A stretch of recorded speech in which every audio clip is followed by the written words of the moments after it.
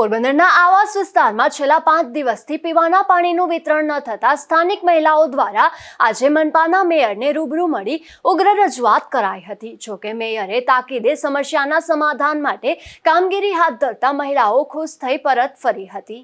પોરબંદર શહેરમાં પીવાના પાણીની સમસ્યા અંગે સમયાંતરે ફરિયાદો સામે આવતી હોય છે।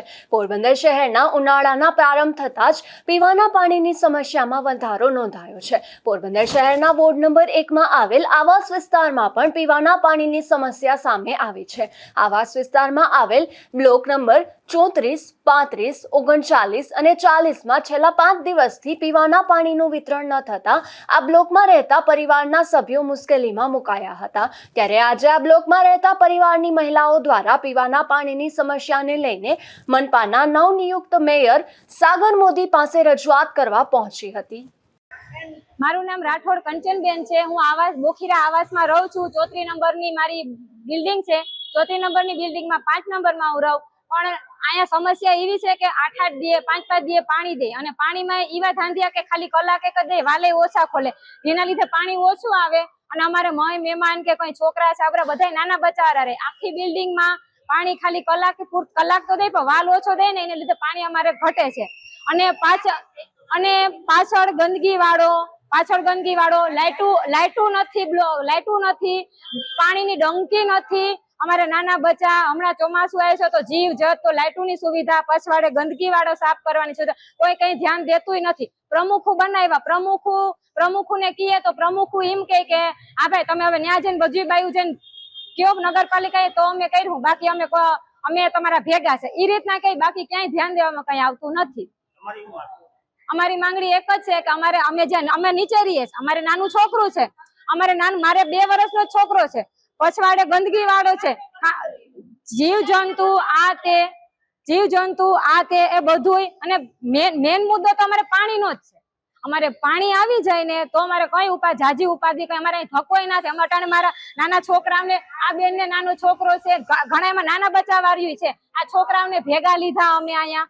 અમારે પાણીનું થઈ જાય ને સાફ સફાઈ સારી રીતના થાય ને બસ અમારી નગરપાલિકા આગળ અમારી એક ઈ જ માંગણી છે। અમે આવાસમાંથી બધી બાયું ભેગી થઈને આવીશ, અમને પાણીની સમસ્યા, અમને અઠવાડિયા સુધી પાણી મળતું નથી, સફાઈ કામે અમારે કોઈ કરવા આવતું નથી।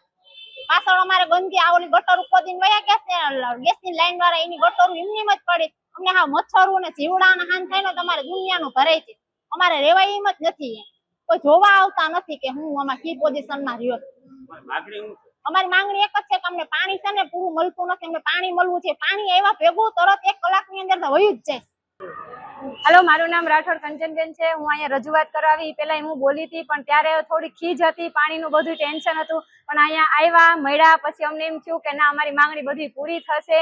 અમારી બધી માંગ સ્વીકાર કરી, કેમેરા નખાવાનું કીધું, ગંદકી વાળો સાફ કરવાનું કીધું, એટલે હવે અમને પૂરી ખાતરી છે કે અમારા કામ પૂર્વક બધી અમારી સમસ્યા રજૂ થઈ એ બાબત અમારે બધાએ કામ કરી દેશે અને અમારી હવે બધી માંગ પૂરી થાય ને ધન્યવાદ એટલું અમારું કરી દેવા માટે મેયર સાહેબને રજૂઆત કરવા આવ્યા હતા। એ ખુદે જ અમને બધી ખાતરી આપી, બધી અમારે આમ શાંતિપૂર્વક વાત કરી, કોઈ જાતનું આમ કઈ નહીં, અમને સગી બેનું તરીકે આમ આદર સ્વભાવ દીધો, સારી રીતના અમારે વાતચીત કરી, એટલે હવે અમને લાગે કે અમારું કામ થઈ જશે।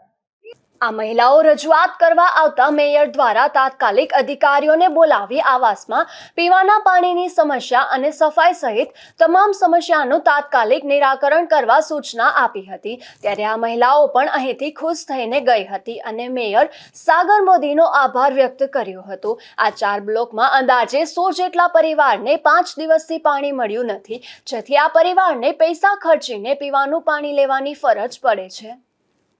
નિપુલ પોપટ સાથે અશોક થાનકી, ગુજરાત ન્યૂઝ, પોરબંદર।